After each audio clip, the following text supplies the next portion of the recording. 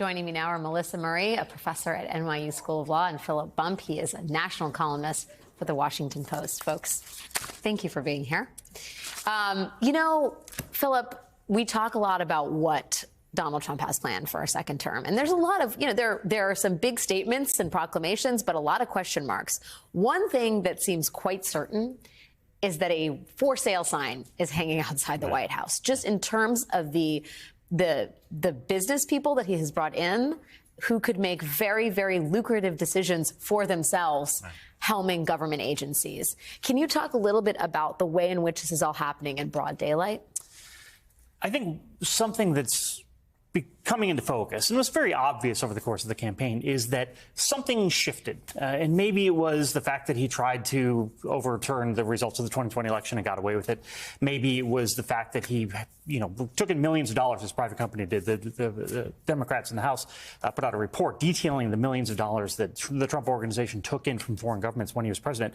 But he is unabashed in a way that he wasn't 8 years ago, right? Back then, he at least paid lip service to the idea that presidents don't do these things. But in the same way that everything else got thrown out the window, that got thrown out the window, too. Yeah. And he's not even saying that he's going to pretend to do these things. He's just saying, hey, buy the guitars. Hey, buy the Bibles. Hey, just straight throw money in his pocket. Wheeling and dealing. Exactly. And, the idea that past presidents would have been limited because they don't want the impressions that you get from a Sun deal where you're getting all this money and, people are questioning your ethics.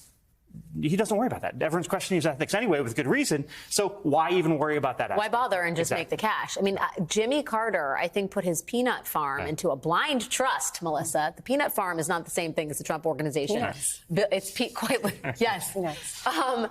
Remember when we talked about the emoluments clause back in Trump 1, and it was like, you can't have a hotel where foreign dignitaries are going to stay and spend money because that might just be the same thing as funneling money into Donald Trump's pockets. That entire debate has gone the way of the dodo bird.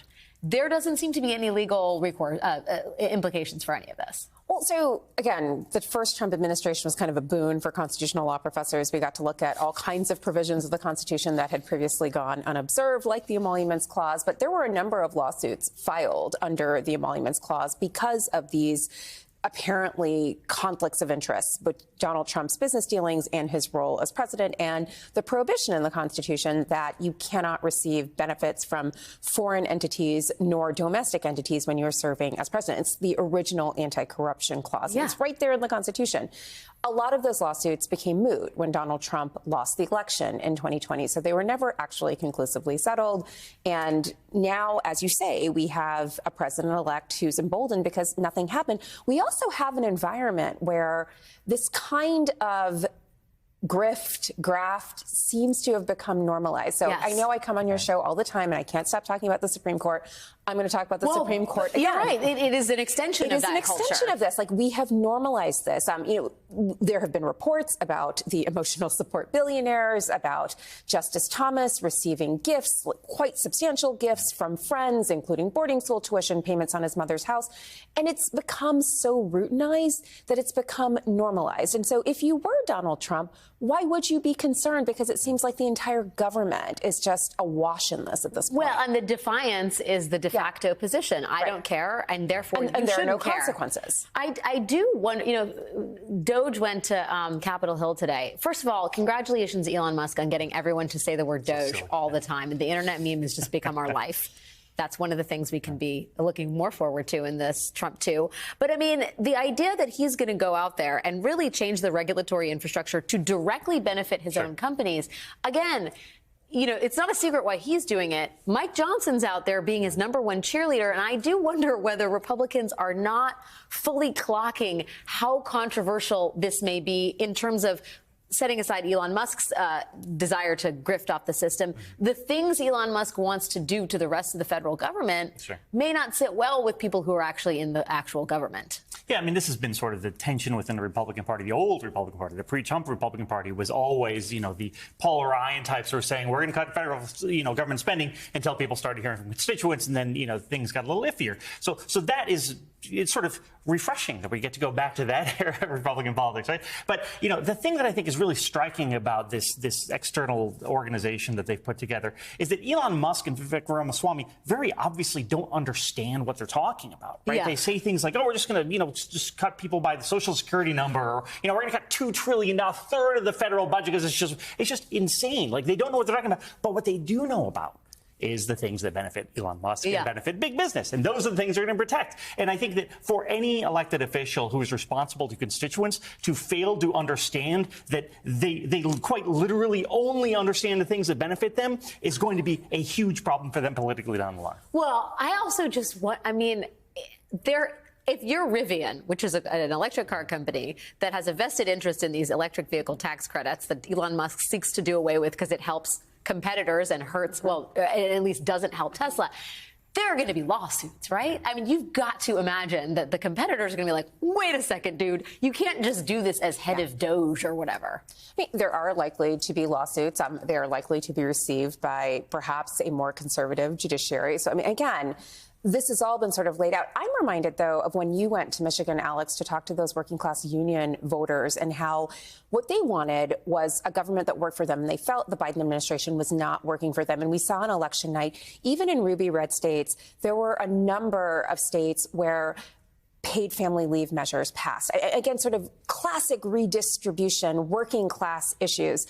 They want government that works for them. And what we're seeing, and again, I think the question is going to be in the messaging, is how do you show these people that working for Elon Musk, working for Vivek Ramaswamy is actually working for you, when in fact it may just be working for them. That's the gap. And again, we talked about this when you showed those clips. Like, how are you on board for the party that for 8 years of 9 different election cycles, or 8 election cycles, has run the son of a millionaire or an actual millionaire, and now we have a whole government full of oligarchs and billionaires. Billionaires. Like, how is that working for working class people? So I think there is going to be a real misalignment with where the voters were in this election and perhaps what we're going to see from this administration. Well, and then when it comes to cutting all this wasteful government spending, which, is far more complicated, they're not going to touch Social Security, they're not going to touch Medicare. Like, they're not going to, but they're going to have to touch all these programs if they're going to get rid of, they're going to slash federal spending. They can't, the Social Security number, like cutting people, firing people who have a Social Security number beginning in an odd number is not a feasible plan for restructuring the government. And then there are the Republican congressmen who have projects and like some of the government spending. I just foresee a massive break between what Trump and his party can withstand politically and the giant promises and the bluster coming from people like Vivek Ramaswamy and Elon Musk. Yeah, so 2 things. The first is that there's a lot of focus on federal employees because they're very easy targets. It makes up about 4% of federal spending, actual, like, paying those employees about 4%. So if you're cutting a third of it, you're not going to get very far with that. But the second thing is, it's really important distinction, particularly now that he's not going to be able to run again. It's important to distinguish between what's good for Trump and what's good for the party. Right. Trump never cares what's good for the party. He has never cared what's good for the party. The party has incidentally benefited at times from his leadership and his ability to turn out his voters, but he doesn't care. Right? Like, what's going to happen in those situations is those Republicans are going to come to Trump and be like, hey, we've got a problem with this. And in a worst case scenario, he's going to say, OK, well, what businesses are going to contribute to my super PAC, that I can then use to pay my legal bills? Right? Like that's the worst case scenario. But it's by no means outside the realm of possibility. And meanwhile, the Republicans are getting stuck holding the bag. Right? Totally. If all this goes south, the Republicans are going to be the ones held accountable. And Donald Trump is going to go back down to Mar-a-Lago after his term's over, in the best case scenario. Yes. And, what does he care? He is a lame duck president as of January 20th, right? And the reality is that Republicans Congress, we remember what the government shutdown looked like under Donald Trump. A dysfunctional federal government does not do well for the party in charge. And that is what we are barreling towards, with not only a cabinet of people that don't really care about the democratic principles or the people, but also someone in charge who's just, they don't have the experience, there's not the expertise, and there's not the concern. So where does that leave us? I mean, I don't know. I think the implications for the party, Melissa, as you point out, are vast in this moment. No, I think that's right. I mean, again, this was a change election. Anti-incumbency around the world is on the rise, and this election was no different. I think even if you look here at New York City, where, many parts of the city went red, I don't know if it's because there's a mandate for Donald Trump, but I think there is some skepticism of blue governance. Why do we pay so many taxes and the services are so negligible? Why does the subway feel unsafe? Even if it isn't actually unsafe, why does it feel like that? Why can't I get more for what I'm paying? They want a reason to believe in government again. I don't know if this is it. Yeah. Doge, isn't it? I can't. Why do I? That's why like do a I faculty committee. It's not a real department. It's a faculty committee. Melissa Murray and Philip Bump, thank you guys for joining me tonight.